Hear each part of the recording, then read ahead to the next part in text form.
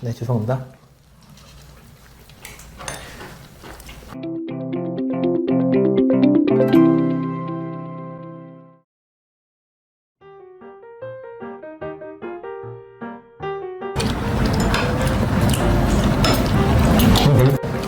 음식이 웃기기 쉽지 않네. 국물 좀 주세요. 국물도 맛있어요.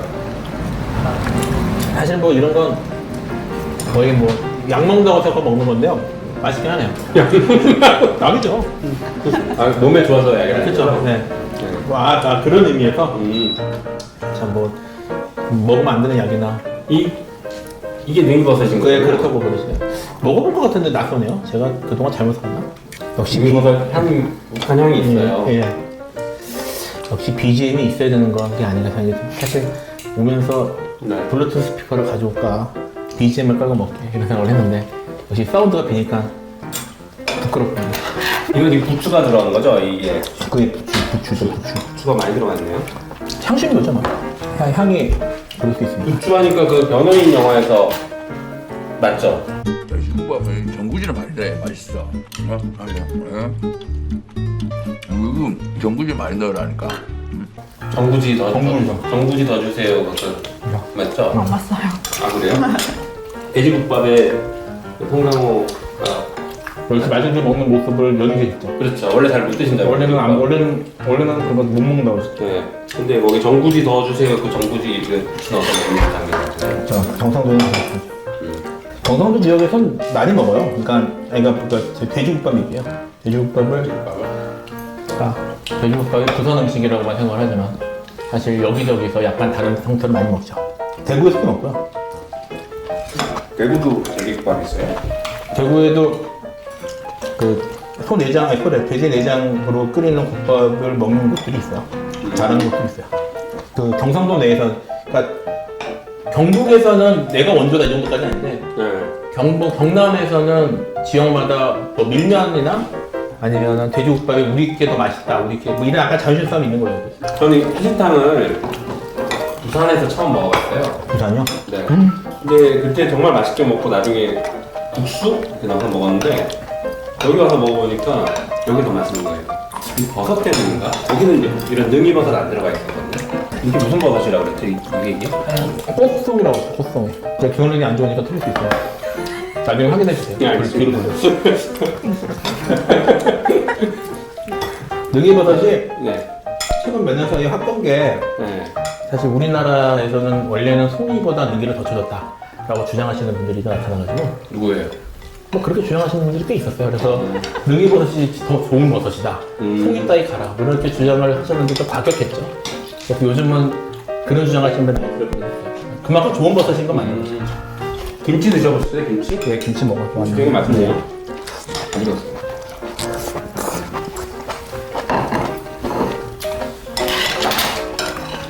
뭐 제가 먹는 거 잘 모르긴 합니다만 저기 제 지론 중에 하나가 네. 그 집이 얼마나 음식을 잘하는지를 알려면 이런 기본 반찬들을 얼마나 잘하는지를 보면 알 수 있다. 지론이에요. 그래서 김치나 이런 게 맛있으면 기본 실력이 좋은 음식입니다. 그럴 것 같네요. 두 사람은 음식 두개 맞아요? 네. 말씀하네요. 너무 말씀이 없으셔가지고. 맛있어요, 맛있어요. 아니 두 분이 너무 티키타카하게 해주셔가지고 끼어들 수가 없네 이 천생연분. 버섯 좀 드릴까요? 아니요. 감사합니다. 단호하신데? 네. 쉽지 않죠? 아니 덥네요 또 이제. 끄셨어요. 혹시 선풍기를 끄신 이유는 사우나 때문입니까? 그때는 선거 때여가지고 제가 밥을 빨리 먹고 이동을 해야 됐어요. 네. 그래서 조금 먹고 한 3분의 1 이상을 남기고 간 거예요. 이거를요? 네. 그러니까 시간이 없으니까. 세상에. 예. 특히 여기 막 버섯 이런 것들도 거의 못 먹었고. 네. 그때 해산물도 많이 남기고. 성공을 아무리 중요해도. 뭐 그럴 수 있죠. 아무리 중요해도 그렇죠. 음식을 안 드리고. 있을 수 없는 일이죠. 김가람 선생님 오리를 좋아하세요? 네? 오리. 오리요? 네. 네네. 아, 이렇게 닭이라고 그랬죠? 갑자기 저 당황했어요. 왜 그러시는 거예요? 아, 제가 계속 오리로 기억을 하고 있어가지고. 닭을 좋아하세요? 닭 좋아하죠. 근데 오늘 복날 아니에요? 아 맞다. 그죠? 오늘 초밥. 초복이네. 잘 잡았네. 아, 네. 닭이 되게 훌륭한 음식이죠. 정치적으로 어려운 음식. 정치적으로요? 왜요? 끝. 닭 얘기 좀 해주세요. 닭이요? 네. 어디까지 해야지 도를 넘지 않을지 생각을 해봐야 될 것 같은데. 닭은 기본적으로 정치적으로 올바른, 왜냐면 닭을 금기로 생각하는 종교가 존재하지 않거든요. 닭을 금기로 네. 정치적으로. 네, 그러니까 뭐 종교적으로도. 그렇죠. 그러니까 이제 어느 정도에서는 닭을 먹어요. 그래서 정치적으로 올바르죠. 라고 하고, 사실 이게 요리를 해보면 가장 중립적이고 깔끔한 육수가 닭육수예요. 아, 네, 제가 최근에 집에서 그 프렌치 어니언 스프를 하는데 육수를 뭘 할 때 되게 고민했거든요. 사실 닭육수를 쓰고 프렌치 싶은 뭐야? 프렌치 어니언, 그러니까 이제 수프를 하는데 닭육수를 쓰신다고요? 그러니까 육수를 부어야 돼. 이게 양파를 엄청 볶은 다음에 두어 시간 볶은 다음에 카라멜라이즈가 잘 되면 나중에 붓는데, 육수를 붓는데, 네. 육수를 이렇게 정해진 게 있는 건 아니에요. 근데 이제 닭육수를 쓸까? 원래는 프랑스에서는 닭육수보다는 내가 저기 쇠고기 육수를 더 많이 쓰는 거라고 해서 고민을 하다가 쇠고기를 부었는데 역시 약간 좀 기름지고, 닭육수가 그런 점이 있어서 되게 좋은 육수죠. 닭 육수로 하는 요리가 이런 거 말고 뭐가 또 있나요? 육수 쓰는데 다 쓸 수 있어요. 라면 끓는 데도 너무 맛있어요. 닭 육수를? 브랜드를 얘기하면 안 될 것 같으니까 거기까지. 네. 괜찮은 닭육수, 통조림 닭육수가 있거든요. 나중에 사적으로 하죠. 네. 관심 있으시고. 참고로 이분이 지금 음식 나와서 말씀을 제일 많이 하시는데 이렇게 말씀하셔서 저희보다 더 빨리 잘 드십니다. 저희는 그냥 말 편하게 시키고 먹어도 못 따라가요. 진짜 굉장히 거칠게 커서 네. 그런 환경에서 컸기 때문에 그런 거 잘할 수 있어요. 고기 많이 드세요. 뼈만 가져가지고. 아, 그건 버릴 거예요. 어차피 버릴 거예요. 여기에 지금 들어간 재료가 뭐뭐가 들어갔는지를 좀 나열해 주실 수 있으세요? 아니요. 이런 아까 말씀하신 건데? 말씀하신 것 같은데? 이런 거였죠. 제가 기억력이 좋지 않아요. 다 기억을, 전복하고 낙지가 살아서 왔다가 얼마 전에 죽었다는 거. 살아서 왔다가 가슴 아프게 죽었다는 거. 그 다음에 이게 아마 능이죠, 능. 그 다음에 소정장 있고요. 사실 잘 모르겠어요. 근데 그 말고 전복은 뭐 당연히 해신탕의 기본이니까. 그 다음에 이게 꽃송이 버섯이고, 네. 밑에 뭐 까는 게 있나? 국물 맛이 어때요? 국물 맛. 국물 맛은 드셨나요? 예, 뭐 괜찮네요. 아까 말씀드린 것처럼 이게 이렇게 들어가면 맛이 없을 수가 없어요, 사실은. 요리 실력은 사실 재료를 많이 써서 맛이 나는 게 중요한 게 아니고, 재료를 조금 썼는데도 불구하고 맛이 나는 게 중요하거든요. 네. 그러니까 이런 거 맛이 없을 수가 없어요. 제가 그분이 실력 없다는 얘기를 하는 게 아니라 이런 거 무조건 맛있어요. 다른 집 가서 이렇게 얘기하실 건가요? 안 계시니까. 아, 그렇구나. 이거 못 가시는군요. 모르겠는데? 아, 위험한데, 이거. 혹시 해신탕을 끓여본 적은 있으신가요? 아니요. 이런 걸 집에서 끓이면 안 돼요. 왜요? 그냥 돈 주고 먹지, 왜? 이분이 법무법인에 있으면서 그만하세요. 아 그런가요? 네. 법무법인에 있으면서 툭하면 뭐 요리를 사무실에서 하시거나 소세지 사갖고 하고 굽죠. 아, 소시지만 하지 않죠. 소세지만 하지 않죠. 네, 햄하고 뭐, 최근에도 했거든요. 하여튼 법무법인 사무실에서 요리를 하시는 분입니다 이분이. 그게, 가끔, 사실 가끔 아픈 이유가 있어요.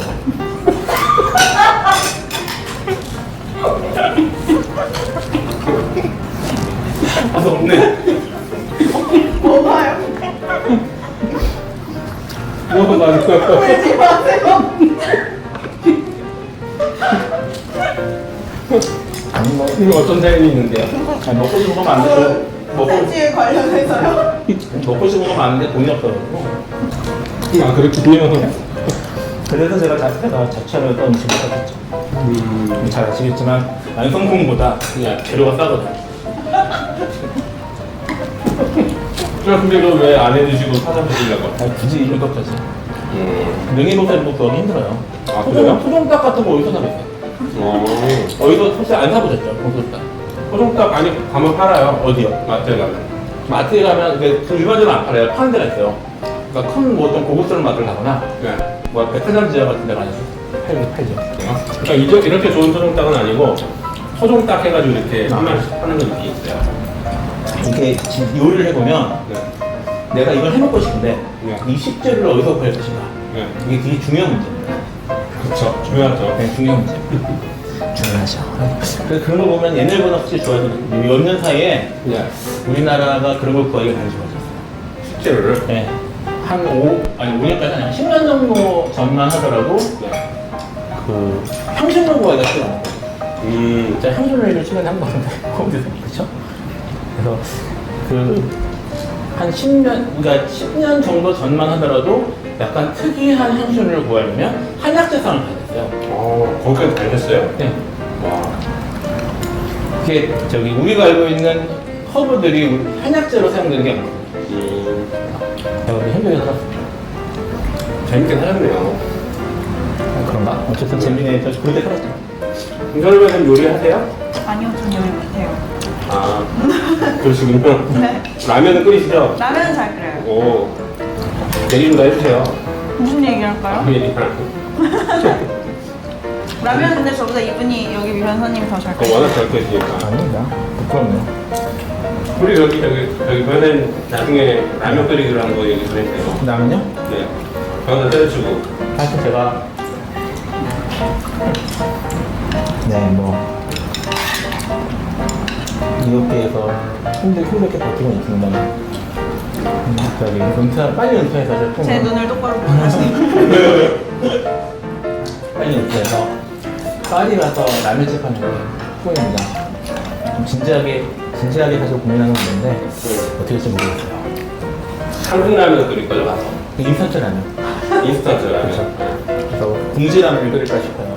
공주라면. 궁지라면을 끓여서 한 5유로에서 6유로 정도면은 경쟁력이 있지 않을까. 아직까지 그렇게 라면집이 없잖아요, 그죠? 제가 달려보면 네. 일본 라면집은 꽤 있는데 네. 봉지라면을 끓이는 곳이 없어요. 우리나라로 좀 무식적 같아. 그런 게 없네요. 네. 그런 게 없는 거죠. 없는 거죠. 경쟁력 있겠네. 뭐 그냥 가고 싶어서 하는 얘기죠. 근데 뭐 어쨌든 그렇게 하면 좀 낫지 않을까 이런 생각을 하고 있는데 어떻게 될지 모르겠어요. 열심히 살아야죠. 먹으면서 하세요? 뭐 근데 먹으면서 하는 건 문제는 아닌데 무슨 얘기하죠? 검찰개혁 무슨 얘기를 하죠? 근데 그 유동 사건 공소권 남용 얘기를 좀 해야죠. 그 공소권 남용이라는 게 사실 되게 낯설 것 같아요, 들으시는 분들은. 그러니까 공소권 남용이 어떤 건지에 대한 좀 쉬운 설명을 먼저 하면 좋을 것 같아요. 간단하고 쉽게 이해하자면 우리나라는 검사가 어느 사건을 보고 그 사건을 기소할지 말지를 혼자서 결정할 수 있잖아요. 기소 독점주의라고도 하고 기소 편의주의라고 해서 이제 검사한테 상당히 많은 기소에 관한 재량권이 폭넓게 부여되어 있고, 근데 그러면 검사가 어떤 과정을 통해서 이 기소를 왜 했는지 이런 거는 우리가 모르잖아요. 근데 그 과정에서 검사가 왜 어디에 꽂혀서 기소했는가, 그렇죠. 네. 도대체 뭐가 잘못이라고 생각했는가 네. 우리가 알 수 없는데, 이 사건, 유성 사건 같은 것만 보더라도 사실 좀 기소하기에 여러모로 부적합한데도 약간 보복한다는 의미에서 기소를 한 것으로 보이고, 그래서 이런 검사의 기소 권한을? 네, 권한을 남용한 거죠. 그니까요. 네. 그래서 이거 그런 걸 보고 공소권 남용이라고 하고, 거기에 대해서 이걸 어떻게 효과적으로 제어하거나 나중에 그 검사가 공소권을 남용해서 기소를 했다고 판단이 될 때 그에 대해 어떻게 대처할 것인가를 가지고 이제 학계에서도 설이 많이 대립하고, 또 판례도 사실 많지는 않지만 네. 유의미한 판례들이 있었고, 이 유성 사건의 2심 판결이 그 유의미한 판례 아주 전형적인 케이스인 거죠. 네. 사실 이제 공소권 남용이라고 하는 게 용어가 자꾸 어렵긴 한데, 그러니까 검사가 그 조사하고 나서 재판에 넘기는 걸 기소라고 하고, 그걸 또 공소라고도 표현을 하거든요. 재판에 넘기는 거를 겉으로 보기에는 적법하게 넘긴 것 같은데 안에 실체를 들여다보면 아니 문제가 있다는 거예요. 검사가 나쁜 의도로 재판에 넘겼다 라고 할 때 그러면 아예 그 재판도 볼 것도 없이 재판 그만해야 되는 거 아니냐, 빨리 피고인을 재판에서 벗어나게 해주자 라고 하는 게 공소권 남용이라는 거예요. 그런데 안타깝게도 이게 법에는 없습니다. 공소권 남용이라는 게 법에 있는 제도가 아닌데 외국도 마찬가지고 판례에 의해서, 법원의 판단에 의해서 검사가 이렇게 기소하는 것은 공소권 남용이니까 재판 절차를 빨리 조기에 끝내주자 라고 하는 이론들이 발달을 합니다. 그래서 우리나라도 공소권 남용이라는 것을 그 대법원이 그 이론은 정립해 놨어요. 그런데 아직까지 단 한 건도 인정한 적이 없어요. 그 대법원을 기준으로 끝까지 인정된 적이 단 한 번도 없습니다.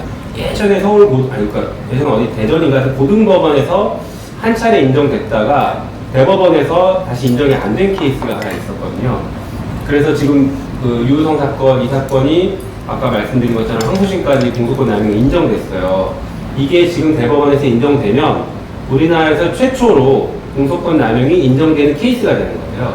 이렇게 보복 기소를 하거나 좀 나쁜 기소를 하더라도 그럴싸하게 기소를 한단 말이에요. 근데 이 사건은 누가 보더라도 대놓고 자기네들이 이제 위기에 빠지니까 유우성을 괴롭히기 위한 기소를 한 것으로 판단될 사정들이 여러 가지 있어요.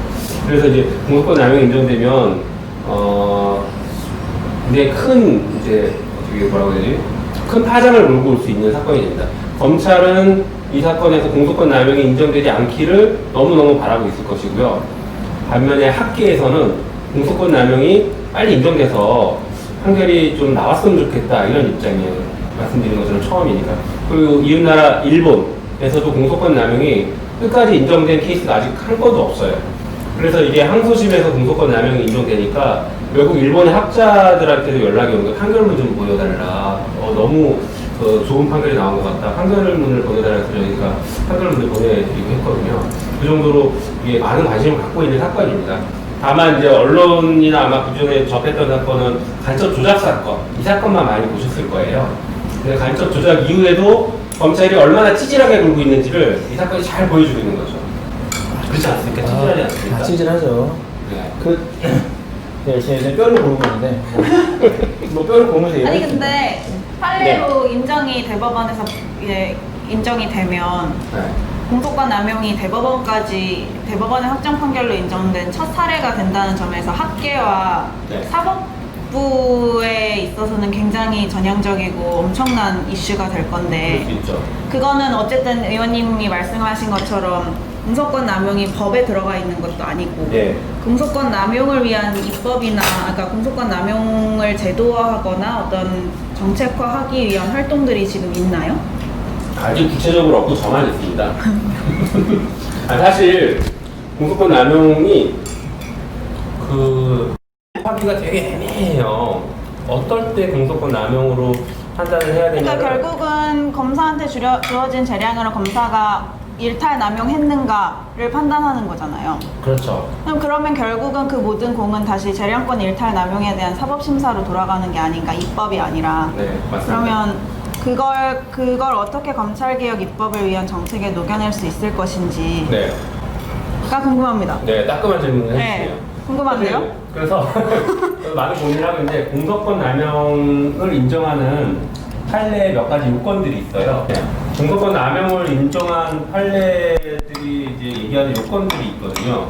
그런 요건들을 구체적으로 법에서 이런 경우에는 공소권 남용이니까 빨리 공소기각해야 된다 라는 이런 요건과 효과를 좀 규정하는 것들을 고민하고 있습니다. 그래서 지금 여러 가지 유형화시킬 수가 있을 것 같은데요. 대표적인 게 지금 유성 사건처럼 검찰이 어떤 악감정을 가지고 피고를 괴롭히기 위한 목적으로 기소한 경우에 전형적인 공소권 남용, 보복 기소죠. 이게 될 수 있을 것 같아요. 또 하나는 판례에서 많이 문제됐던 사건인데 아마 들으시면 여러분들 공감하실 수 있을 만한 재판을 받아본 분들 한 사람에게 여러 가지 사건이 있습니다. 검사가 예를 들어 10개의 범죄가 있다고 쳐요. 10개의 절도를 했어. 그러면 검사가 이 10개의 절도를 한 번에 다 수사해서 한 번에 기소를 일반적으로 하지 않습니까? 그런데 그렇지 않고 끊어서 기소하는 거예요. 5개 기소하고 재판 받고 한참 있고 이 사람이 이제 피고인이 아 나는 그러면 이제 끝났겠구나 잊을만 하면 다시 기소를 해서 또 괴롭히는 거예요. 한 번에 재판 받으면은 예를 들어 형량이 뭐 2년 나올 것을 나눠서 기소하다 보면 사실상 법원에서 2년 이상 나올 수 있거든요. 2년 반이나 2년 6개월, 3년 이렇게 나올 수 있거든요. 그리고 계속 재판을 받아야 되는 그런 이제 고통에 속한 고통에 처하게 되는 거죠.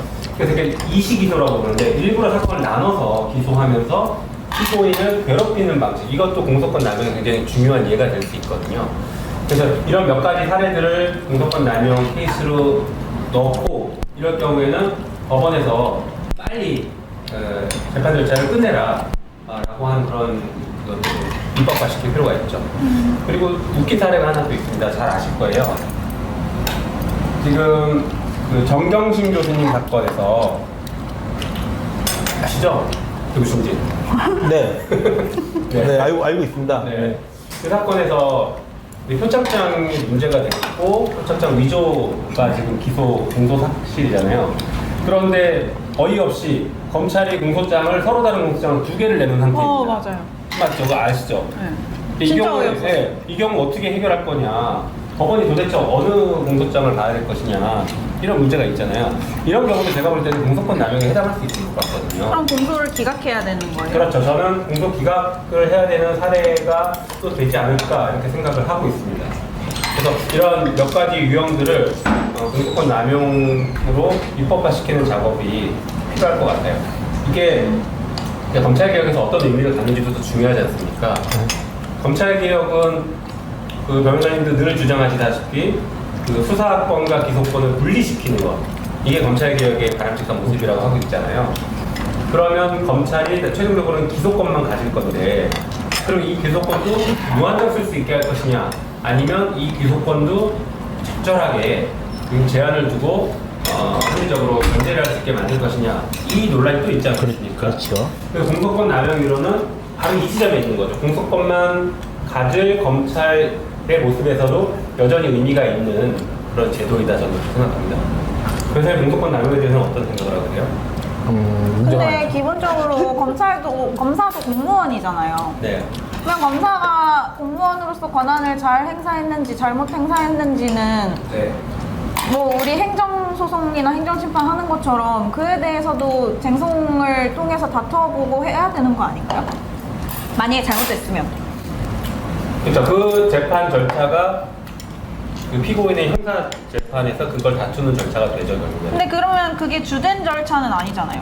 그러니까 예를 들면 제가 피고인이었는데 네. 나한테 보복 기소를 했어요. 그래서 근데 내 사건에서 나는 운이 좋아서 공소권 남용이 인정돼서 내 사건은 공소가 기각됐어요. 네. 근데 나는 너무 화가 나잖아요. 네. 저 사람이 나한테 악감정을 가지고 말도 안 되는 걸 가지고 나를 기소했으니까. 그러면 나도 저 사람에 대해서 저 사람의 나쁜 행동을 어떻게 심판을 하고 싶을 수 있잖아요. 그렇죠. 그러면- 그런 지적입니다. 그러니까요. 그러면 제가 제가 아는 범위 안에서는 검사의 기소가 이상하고 검사가 기소를 하면서 재량을 일탈 남용했으니 이에 대해서 어떤 네. 조치를 취해주세요. 아니면 손해배상을 청구하겠습니다. 이런 사례는 없는 것 같은데. 아직까지는 없죠. 아직까지는 인정된 예가 거의 없는데, 제가 알기로는 없는데, 지금 유우성 사건 같은 경우에 대법원에서 최종적으로 공소권 남용이 인정되면 이 사건에서는 가능할 수 있죠. 근데 그 사건은 아마 담당 분이 하시게 되지 않을까 싶긴 한데요. 잘 싸워주시기 바랍니다. 아무튼 그 방금 말씀하신 것처럼 그러면 검사가 잘못한 게 이제 확인이 됐어요. 그러면 그 검사에게 책임을 물어야죠. 그러니까요. 책임을 묻는 방법은 여러 가지가 있을 것 같아요.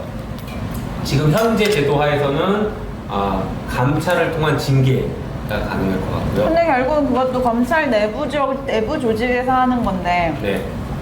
검사가 자기 검사를 징계하려고 할까요? 그래서 감찰을 법무부에서 해라 라고 하는 게 예전에 검찰개혁위원회 공고이고 저의 또 생각이기도 합니다. 변호사님도 그렇게 생각하시잖아요. 감찰은 밖에서 해야 된다. 당연하죠. 네. 아무튼 그래서 감찰 제도가 하나 있을 것이고요. 근데 이번에도 추미애 장관의 감찰 네. 관련해서 사실 떠들썩했는데 네. 그래서 그 법무부의 감찰이 과연 실효적이냐, 네. 또 그걸 한다고 해서 또 얼마만큼의 그러니까 검찰이 그걸 받아들일 것이냐 이런 걸 가지고도 논란이 있었는데 그런 논란은 있지만 사실 인사나 징계에 관한 권한은 법무부가 가지고 있기 때문에요. 법무부가 제대로 마음 먹으면 실질적인 견제 기능을 할 수는 있습니다. 근데 그동안 법무부의 주요 간부가 다 이제 검사들로 채워져 있어서 그게 실질적으로 작동을 못했거든요. 그래서 검찰계에서 탈검찰화라는 얘기 아마 많이 들어보셨을 건데 탈검찰화가 이래서 필요하다라는 중요한 이제 용어가 되는 거죠. 그러니까 그 법무부의 주요 간부들이 검사가 아닌 사람들로 채워진 이후에는 좀 정상적으로 작동할 수 있을 거다라고 기대를 해볼 수 있어요. 그리고 이제 또 말씀하신 것처럼 검사에게 책임을 묻는 방법으로 불법행위, 국가배상을 청구하거나 아니면 개인에 대해서 불법행위면 손해배상을 청구할 수 있을 거예요. 그리고 마지막으로는 형사처벌. 그러니까요. 형사처벌을 하면 좋을 것 같은데. 네. 그래서 아직까지 우리 지금 법제에서는 직권남용죄가 아마 가능할 것 같은데 직권남용죄는 인정되기가 상당히 어렵잖아요. 지금 법원이 최근에 사법농단 사건 때문에 직권남용을 잘 인정 안 하고 있지 않습니까? 그렇지 않습니까? 그렇죠. 그래서 직권남용이 안 되면 도대체 어떻게 처벌해야 될까요? 검사를. 처벌하기 어렵죠. 너무하잖아요. 사실은 막 개별 법률들 뭐 예를 들어 네. 뭐 가혹행위가 있었는지 또는 저 유호성 사건처럼 뭐 조작이 있었는지 이런 것들이 있으면 그걸로 처벌할 수는 있죠. 할 수는 있는데 그걸 이제 직권남용죄가 그런 것들을 포괄 규정이라고 볼 수가 있는데 네. 직권남용죄 규정이 형법이 만들어진 이후에 구성 요건이 다 똑같아요. 그러니까 바뀐 적이 없어요. 그 형량만 한 번 줄어들었을 뿐이고 1953년일 거예요. 형법이 만드는 게 53년부터 지금까지 직권남용죄가 그대로 유지되어 왔습니다. 그 사이에 우리가 53년 이후에 많은 일을 겪었잖아요. 세계적인 독재자도 여러 겪었고 학살도 여러 개 있었고 국가범죄가 그렇게 많았고 그렇게 많은 문제들이 있었는데 이런 경험들이 직권남용죄의 구성 요건에 전혀 반영이 안 돼 있어요. 그래서 지금 그렇기 때문에 이런 식으로 직권을 남용해서 심각한 사실 범죄행위라고 볼 수가 있는데 이런 것들을 어떻게 처단하고 어떻게 규율할 것인지에 대한 체계가 제대로 존재하지 않는 거죠. 그래서 뭐 검찰개혁이라는 측면에서 보면 그런 것들을 어떻게 규율할 것인가에 대해서 전반적으로 고민을 해봐야 될 것 같다는 생각이 듭니다. 맞습니다. 그래서 그 의견을 좀 계속 주시면 좋을 것 같고 제가 그래서 1호법안 냈어요. 지난주에. 지금 말씀하신 이런 사례를 처벌할 수 있는 법을 만들었습니다. 그러니까 직권남용에 이제 합의 범주에 있는 것들이죠. 이런 구체적인 경우에 처벌하는 경우죠. 그래서 사건을 조작해내는 경우에 처벌하는 범죄. 그러면 특별형법인 거예요? 특별형법은 아니고 형법 형법의 조항을 신설하는 거죠? 네, 그렇죠. 직권남용의 합의 규정이라고 보시면 되고요. 근데 물론 이제 형량은 더 셉니다. 사건을 만들어내는 경우는 직권남용이 특수한 케이스이고 훨씬 더 엄하게 처벌할 필요성이 있기 때문에. 근데 만약에 그게 신설이 돼서 네. 피해자가 그 고소를 해야 될 거 아니에요? 그렇죠. 고소하면 검사가 수사할 거잖아요. 공수처가 있지 않습니까, 이제 우리는. 공수처로. 네. 공수처가 근데 이러고 있어서. 그런데. 그리고 더해서 그 법 왜곡죄라고 많이 들어보셨을 거예요. 그 판사나 검사가 특정인에게 유리하게 판단을 해주거나 아니면 특정인에게 불리하게 판단을 해주는 경우에는 이것도 재량권 남용으로 봐서 처벌하는 그런 범죄가 있는데 아직 우리는 없습니다. 독일 같은 경우에 법 왜곡죄가 있는데 그래서 우리나라에도 이 법 왜곡죄를 도입하자는 논의는 굉장히 많았고 실제 입법 발의가 돼 있습니다. 그래서 21대에는 이 법 왜곡죄 역시 통과시켜서 수사기관과 판사의 잘못된 판단, 악의적인 잘못된 판단을 처벌하고 그걸 억제할 수 있는 이런 규정들을 좀 둬야 된다 이렇게 생각하고 있습니다. 더 다른 좋은 아이디어들이 있으면 좀 알려주세요. 돈 내세요, 돈. 돈? 상담료? 네. 참 무서운 것이죠. 네.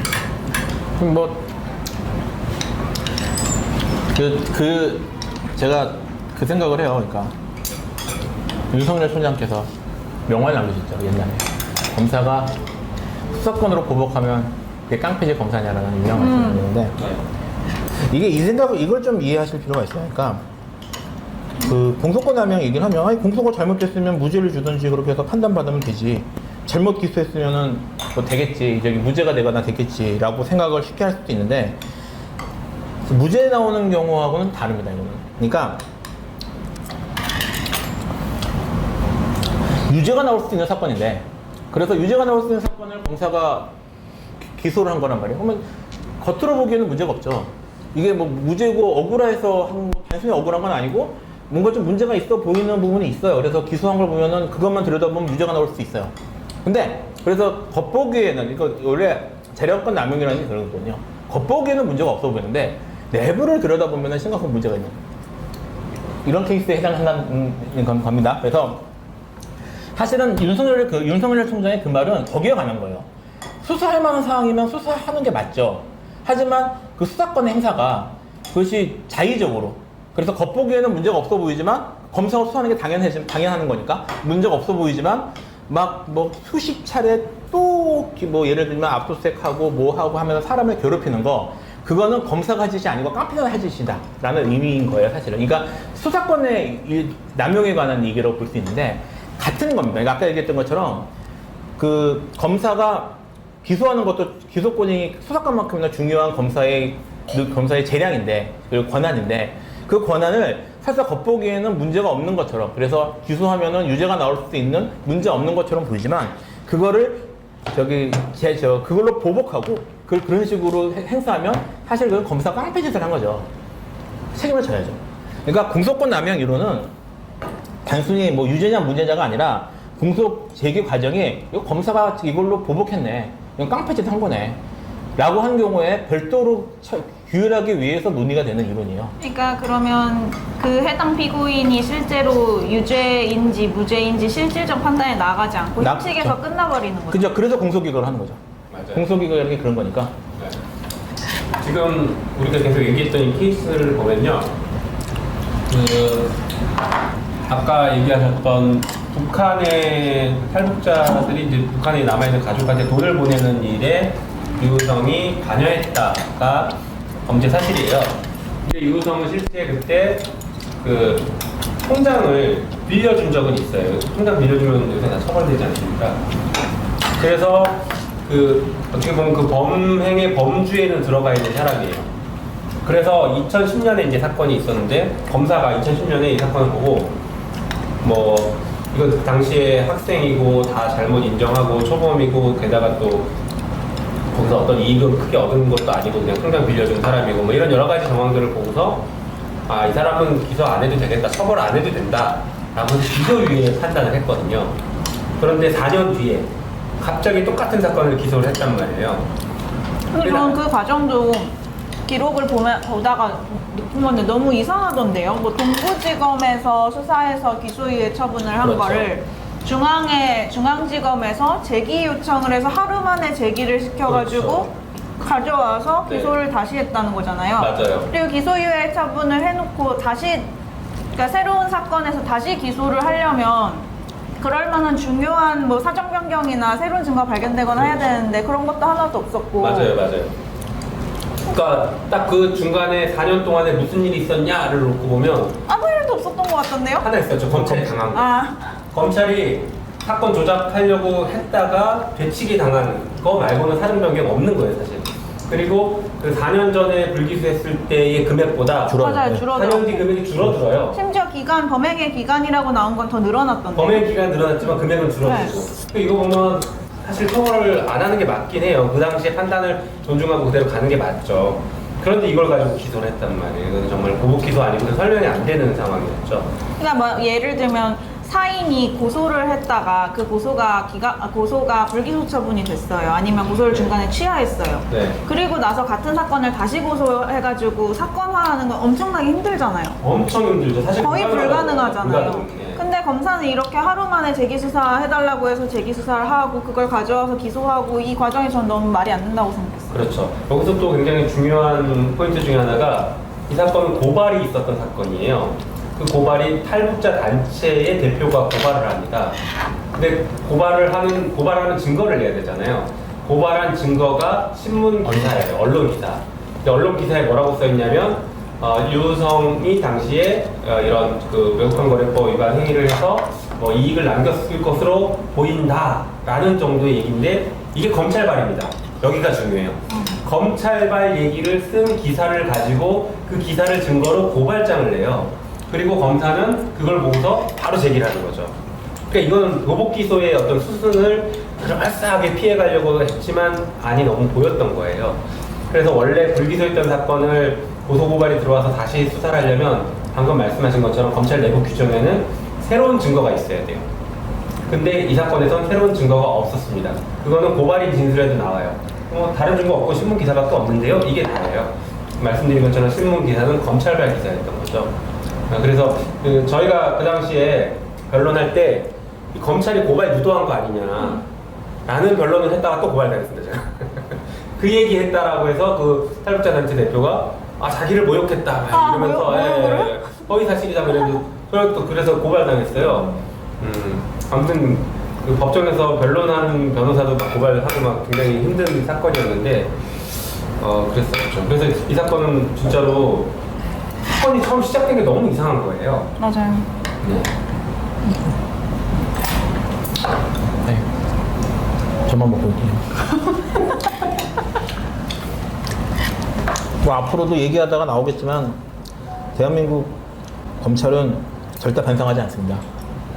유호성 사건이 이렇게 터져도요. 지금 이 사건 진행되고 있는 사건이에요. 그러니까 뭐 검찰의 정신을 차렸다.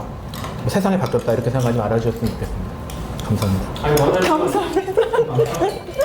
왜냐면 검찰의 잘못을 지적하는 일들을 지금 꾸준히 하고 계시잖아요. 그런가요? 그렇지 않나요? 아니 뭐 저한테 물어보는 사람은 별로 없는데요. 문제가 있다고 생각하고 있습니다. 네. 뭐 언론 인터뷰나 이런 데서도 검찰의 잘못을 아주 그냥 따갑게 뼈 때리는 말씀들을 많이 하고 있잖아요. 감사합니다. 근데 사실 변호사를 하면서 그 직장 일터잖아요. 검찰과 법원은 변호사한테 일터인 개념이잖아요. 일터에 있는 사람들 눈치를 보고 일을 하는 게 보통의 상황인데 그렇게 막 검찰 욕하고 검찰이랑 싸우고 그러면 일할 때 안 불편하세요? 그러네요. 불편해야 되네요. 근데 그 생각을 못했지? 뭐라고요? 큰일 났네. 큰일 났네. 그러면 안 되는 거였고. 네.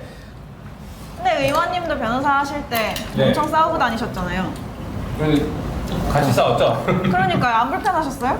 저요? 많이 불편했죠. 구체적으로 뭐가 불편하셨어요? 제가 이제는 말할 수 있다지만 말하시면 안 돼요. 전화도 하고 있어서. 그러면 침묵을 지키겠습니다. 많이 불편했어요. 아, 불편하네요. 네. 어쨌든 뭐, 불편하죠. 많이 불편합니다. 네. 뭐 어쩌겠어요?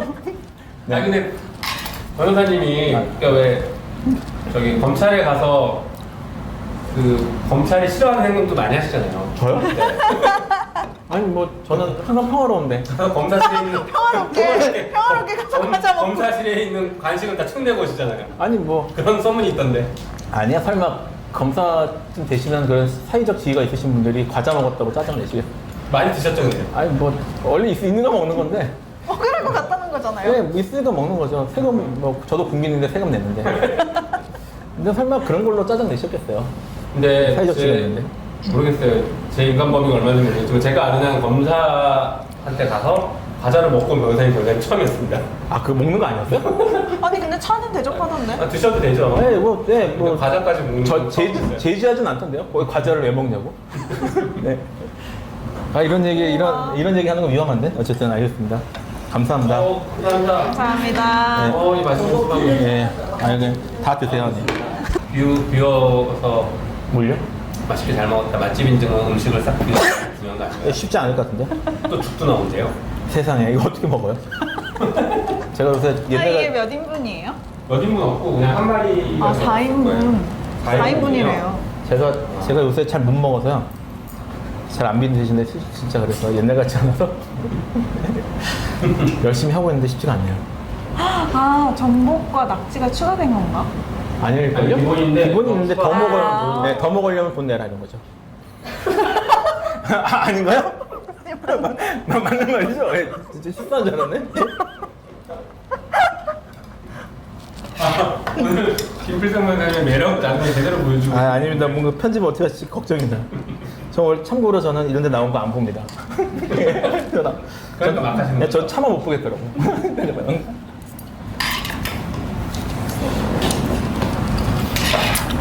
그럼 뭐 얘기 나올 건 다 나온 것 같고요. 네. 네. 뭐 하실 말씀 얘기해 주시죠. 아니 우리 저기 주제 얘기는 거의 다 끝난 것 같은데요? 주제와 관련해서 할 얘기가 없으시면 음식 얘기로 돌아갈까요? 뭐 다 먹고 가고 있으니까 이제는 수박을 먹어야 되나요? 불을 끌까요? 좋은 생각입니다. 네. 제 맘대로 결정한 건 아닌 것 같아서 제가 그동안 열심히 뼈를 골랐는데 그래서 뼈가 없었구나. 네, 지금 두 분이 열심히 좋은 얘기 하시는 동안 뼈를 골랐습니다. 네. 이거 침대네, 침대네. 아니 뭐 열심히 살아야 이런 거라도 열심히 해야죠. 말씀 막 하시는 것 같지만 어찌나 이렇게 친절하시나요? 제가 먹기 쉬우려고요.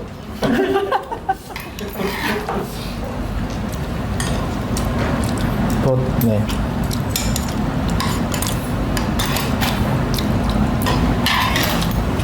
제가 어제 필성 변호사님하고 말씀을 나누다가 오늘 와서 질문을 하나 해야겠다고 생각한 게 있는데 네. 제가 변호사님을 거의 3년을 보면서 항상 검찰개혁을 외치고 다니시고 활동도 많이 하시고 하는 걸 봤는데 네. 저 얘기하시는 거죠? 네. 그래서 국회의원 김용민으로서 검찰개혁의 비전을 제시한다면 구체적으로 뭔가요?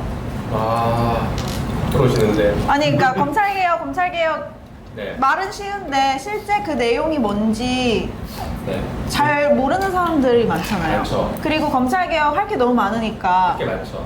그래서 김용민 의원님이 포커스를 맞춰서 하고 싶은 게 뭔지 네. 일단 가시적으로. 법을 여러 가지 지금 만들고 있고요. 그냥 쉽게 말씀을 드리면요. 이겁니다. 검찰개혁의 끝은 검찰의 수사권 기소권을 완전히 분리시키는 거예요. 이건 21대 내에 꼭 하고 싶습니다. 이게 저의 21대의 가장 큰 과제. 검찰의 수사 기소권을 반드시 4년 내에 분리시킨다. 그게 이제 최종 목표고요. 거기까지 가는 과정에서 여러 가지 이제 개혁안들을 더 추가를 할 겁니다. 눈에 보일 수 있는 개혁안들. 근데 지금 준비하고 있는 것 중에 썩 들어오실 만한 게 검찰 특권 내려놓기. 그 중에 하나가 검찰총장을 차관급으로 낮추는 거. 입법화하고 있습니다.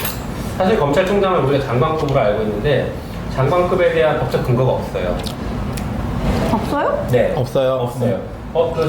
그럼 법에는 근거가 없고 하위 법령에는 있어요? 하위 법령에도 없어요. 다만 검찰총장이 장관과 그 비슷한 수준의 급여와 예우들을 갖고 있거든요. 그래서 장관급으로 우리가 얘기를 하는 거예요. 그래서 검찰총장의 직급을 그러니까 법무부의 외청이니까 외청답게 아예 직급을 명확하게 차관급으로 규정하는 게 필요하다. 그래서 검찰 특권을 내려놓자라는 거죠. 실제로 공수처장은 공수처법에 차관급으로 한다라는 명문 규정이 있습니다. 그래서 동일하게 검찰총장도 차관급으로 낮춰야 됩니다.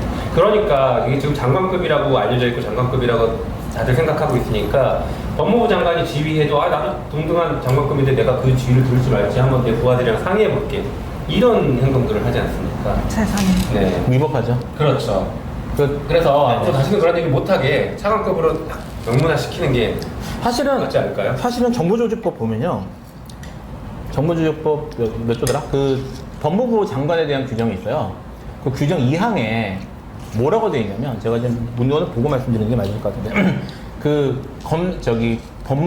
법무부 장관의 부속으로 검찰청을 둔다고 되어 있어요. 맞아요. 그러니까 검찰청이 법무부 장관의 부속 조직이에요. 근데 그러니까 소속이라는 용어를 썼던 것 같다. 네. 그러니까 그런데 이 소속이라는 단어가 왜 중요하냐면 국가공무원법에 공무원들의 의무가 열개가 되는데 그 중에 복종 의무라는 게 있습니다. 복종의 의무가 소속 상관에게 복종하는 의무예요. 그러니까 같은 단어가 쓰입니다. 국가공무원법에서 복종의 대상은 소속되어 있는 조직의 상관인데 말씀드렸던 것처럼 검찰청은 법무부 장관의 소속이에요. 그렇게 규정이 돼 있어요. 그래서 법률상으로는 뭐 장관급이 됐든 무슨 급이 됐든 모르겠고 검찰청 전체가 그리고 검찰청 조직의 수장인 검찰총장은 법무부 장관의 부속된 공무원으로서 그 명령을 드려야 될 위치에 있어요. 법상으로는. 근데 지금 말씀하셨던 것처럼 이게 장관급이어서 얘기 어쩌고 이거는 법문 문헌에 다 어긋난 얘기입니다. 그러니까 이런 주장이 그냥 사실 아무렇지도 않게 먹히고 있고 법 전문가라고 자처하는 검찰이 이런 말하고 다니는 건 되게 웃기는 일이에요, 사실은. 그래서 지금 의원 말씀하신 것처럼 법이 이미 그렇게 돼 있기 때문에 제자리에 찾아주는 건 필요하다고 생각합니다. 맞습니다. 동의해 주시는 거죠? 아니 뭐 당연하죠. 밥도 또 먹. 있어요. 권한쟁이 그래서 이번에 네. 추 장관님과 네. 윤 총장님 사이에 그 수사지휘 또 관련해가지고 뭐 일각에서는 윤 총장님이 권한쟁이 심판 청구를 할 수도 있겠다 네. 그리고 했으면 좋겠다고 하는 사람들도 있었고 근데 그거 자체가 말이 안 되는 거잖아요. 권한쟁이를 할 수 없는 관계 아닌가요? 맞습니다. 그래서 그 얘기는 그냥 조용히 무시를 해도 일고의 가치가 없는 주장에 불과한 것으로. 아, 저는 그렇죠. 권한쟁이 시정해줬으면 좋겠어요. 대법 저기 헌법재판소가 좀 이게 법이라는 걸 좀 확인 좀 받기 위해서 그냥 뻘소리가 너무 많아가지고 아 그래서 안 하나 보다. 확인 받을까봐. 그럴 수 있죠. 저기 헌재 판례상 말씀하신 것처럼 권한쟁의를 제기할 수 있는지가 매우 의문이거든요. 네. 그리고 또 검사의 특권 내려놓기 중에 하나가 사실 많이 알려져 있지 않은 규정 하나를 고치려고 하는 겁니다. 뭐냐면 검사의 인사는 대통령이 하도록 되어 있거든요. 그런데 법무부 장관이 대통령한테 제청합니다. 여기까지는 뭐 당연히 이해할 수 있죠. 근데 특이하게 검찰청법에는 법무부 장관이 제청할 때 검찰총장의 의견을 듣도록 되어 있어요. 검찰총장의 의견을 들어서 법무부 장관이 대통령에게 제청하고 대통령이 인사합니다. 아유 감사합니다. 아유 감사합니다. 주기도 중요해요. 네, 아니 뭐 네 먹다 보니까. 이거는 잘 안 잡수시더라고요. 저 좋아요. 그냥 아껴 먹고 있어요.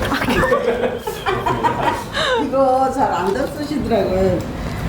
아유 감사합니다. 이게 좋은 건데 네. 먹기가 좀 맛이 별로 없잖아요. 이거는. 네, 아니 뭐 식감이 되게 씹는 맛이 식감이. 그래? 네. 근데 저분은 몸에는 버섯을 안 엄청 드셔서 좋은 거예요. 아니 괜찮습니다. 버섯을 안 드시는 분인데 저분. 저요? 버섯을 아니 아니요 주셔도 돼요. 네. 왜 그러세요? 아니 아까 안 드신다고 해서. 네, 뭐 그래도 젊은 네, 사람들은 잘 안 잡서 버섯은. 무언하게 하시는 거예요? 버섯이 엄청 좋은 거예요. 알겠습니다. 그래 보여요. 버섯이 좋은 거예요. 때깔이 그냥 좋은 게 이건 무슨 죽이에요? 뭐 찹쌀죽이죠. 와 네. 맛있겠다. 찹쌀죽에. 녹두 들어간 거예요? 네. 그랬군요. 네, 감사합니다. 그랬죠. 네, 검찰청법에 문제가 있는 것이죠. 제가 검찰 인사에 대해서 예, 말씀드렸죠. 그렇죠. 재청에 대한 얘기를 하고 오셨습니다. 그렇죠. 네. 조금 전에 얘기하신 것처럼 검찰청은 법무부 장관에 소속되어 있는 요청이죠. 그러니까 요청에 인사를 하는데 그 수장의 의견을 듣는 경우는 검찰이 거의 유일합니다. 그래서 꼭 검찰총장의 의견을 들어야 될까에 대한 의문이 드는 거죠. 논리 필연적으로 꼭 들어야 될 이유가 없잖아요. 인사를 어차피 대통령이 하는 것이니까. 검찰총장의 의견을 듣도록 법에 돼 있으니까 검찰총장이 밖으로 나가서 밖에서 맞아요. 지금 만나자. 호텔에서 만나자고 했다고. 예, 그런 얘기를 했잖아요. 그 사실 말도 안 되는 얘기를 한 건데 그런 얘기가 나오는 이유가 검찰청법에 그 규정 하나 때문에 그런 거예요. 왜 굳이 검찰총장의 의견을 들어야 될까? 라는 거에 대한 그 의문이 크게 해소가 되지 않습니다. 근데 검찰은 아마 이런 논리를 가져올 수 있어요. 우리 검사들은 판사와 비슷한 사람들이다. 준사법기관이라고 부르는데 판사와 비슷한 사람들이기 때문에 어떤 수사권의 독립과 정치적 중립성이 중요하다. 그러니까 그 대통령이 함부로 인사권 행사하지 않고 인사권 행사할 때 그걸 보호해줄 게 필요하다. 그러니까 검찰총장의 의견을 들어서 우리를 보호해줘야 된다. 이런 논리를 내세울 거예요. 뭘로부터 보호해요? 그 외부 그 정치 권력으로부터 검사들의 인사를 보호하자라는 거죠. 근데 실제 검찰 인사는 그렇게 이루어지지 않고 검찰총장이 대검에서 인사 초안을 거의 다 작성해서 법무부에 보내면 법무부가 거기서 검찰 인사의 일부를 반영하고 수정하고 해서 최종적으로 그 대통령이 인사를 하는 이런 구조. 네, 그러니까 다시 말해서 검찰 인사의 초안을 검찰총장이 거의 다 짜는 구조가 되는 거죠. 그러니까 검찰은 상명하복이 매우 강한 전폭 같은 집단이 되는 거예요. 이게 아까 얘기한 준사법기관이랑 논리적으로 충돌합니다. 왜냐하면 준사법기관 말이 어렵지 그냥 판사라고 생각해 보세요. 판사가 일선 법원에서 판결하는 판사가 대법원장에게 충성해서 대법원장의 지휘를 받아가면서 판결을 한다고 생각해 보십시오. 정당합니까? 아니죠. 그게 사법농단이잖아요. 그렇죠. 그게 사법농단이었고 지금 판사들 막 재판받고 있지 않습니까? 근데 검사들 준사법기관이라고 얘기해요. 그 판사랑 동급이라는 얘기인데 그러면 검사들도 마찬가지로 검찰총장이 수직적으로 지휘하는 거 이거 문제가 있는 거 아닌가요? 이거는 검찰농단 아닌가요? 그러면? 검찰권 남용, 검찰권 농단 아닌가요? 저는 그 문제의식이 되게 중요하다고 생각하는데 그런 관점에서 보면 이 검찰총장이 그렇게 바람막이를 해주는 그런 관계가 될지는 좀 의문입니다. 그리고 이게 바람막이용을 위한 어떤 제도라고 볼 수 없고 이게 검찰총장과 법무부 장관이 동급이다. 동급으로 놓고 나니까 이런 결과가 나온 것으로 지금 보여지거든요. 그래서 이 검찰의 특권 내려놓기에 중요한 요소 중에 하나라고 저는 생각해서 그것도 곧 발의할 예정입니다. 고생 많으시고. 힘실어. 죽 좀 드시고. 예. 아, 이거 불 꺼야 아니, 뭐, 예, 되잖아요. 뭐 이제 된 것 같습니다. 이게 찹쌀죽. 뜨거우니까 조심해서. 조심해야지. 말로 안 해도 돼. 효과음을. 효과음을 해. 보시는 분들이 뭐 하는지 궁금하실까봐 조심하고 있다는 걸 알려드릴게요. 아, 정말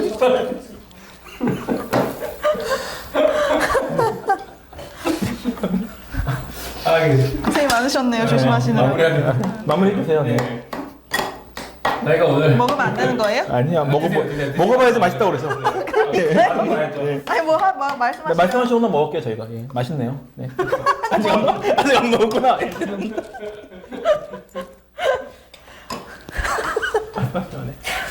네, 오늘 그 맛있는 삼김 토크 뭐였죠 제목이? 쇼? 맛있는 삼김 토크쇼 아닌 것 같은데. 네. 만나는? 만나는 이름은 중요하지 않아요. 네. 야, 이름 너무 어려워요. 네. 예 만나는 삼김 토크쇼 오늘 그 남양주 조안면에 있는 그 초원식당에서 맛있는데? 해신탕을 먹고 있습니다. 이 마지막에 지금 죽까지 나서 죽을 먹고 있는데요. 저희가 이렇게 맛있는 음식을 먹으면서 웃고 떠들면서 또 주제는 굉장히 무겁고 어려운 주제를 했어요. 재밌게 보셨는지 모르겠지만, 근데 이제 두 분 변호사님이 현장에서 느끼는 얘기들을 해주시고, 이런 게 문제가 있다라고 그 정확하게 찔러주시니까, 저도 이제 앞으로 규정활동하는 데 도움이 많이 될 것 같습니다. 변호사님 오늘 어떠셨어요? 일단 감사합니다. 음식과 이게 오늘 대화의 총평을. 뭐 이렇게 좋은 음식을 먹게 돼서 영광이었고요. 그리고 뭐 그냥 떠들었는데 이렇게 찔러주셨다고 말씀하셔서 뭐 어쨌든 밥값은 했어야 되는데 걱정이네요. 좋은 음식 먹었는데 열심히 해보겠습니다. 감사합니다. 금소라 변호사님 마지막 좀 총평을 해주시죠. 두 분이 너무 합이 잘 맞으셔가지고 네. 보시는 분들이 아주 만족스럽지 않으셨을까. 네, 앞으로도 잘 부탁드립니다. 열심히들 하세요. 지금 불만을 얘기하시는 거죠? 그럴 리가요? 둘이서 하나 또 둘이서 하나 아니 아니 아니. 네. 보기 좋았다. 그래서 알아서 잘해라. 아니 보기 좋았다. 매우 흡족하다. 앞으로도 감사합니다. 열심히 하시기를 바란다. 네, 감사합니다. 아니 같이 잘해주셔야지. 저 열심히 먹을게요. 좀 더 의무감을 가지고. 네, 알겠습니다. 의무감이 있었어요. 네. 그 다음번 메뉴는 그러면 김소라 변호사님이 정하시고 정하시는 메뉴에 따라 식당을 저희가 찾아볼게요. 드시고 싶으신. 오. 우리 남양주에는 뭐가 정말 있어요? 다양한 게 많아요. 한식부터 뭐 중식, 일식, 양식 다 있거든요. 쿠스쿠스 이런 거 되나요? 쿠스쿠스는 초밥집 그런가요? 완전 저기 모로코 음식, 오로크 음식이에요? 중동 음식. 있죠 남양주 쿠스쿠스. 찾아봐 주시면 빨리 긴급제보. 오는 길이 예뻤으면 좋겠어요. 네. 회사에서 운전해서 오니까 오는 길이 예쁘면 좋을 것 같아요. 꼭 쿠스쿠스 안 줘도 돼요. 근데 다 있다 그러면 갑자기 궁금해서요. 러시아 음식이 있을 것 같은데. 아 러시아 음식 있어요?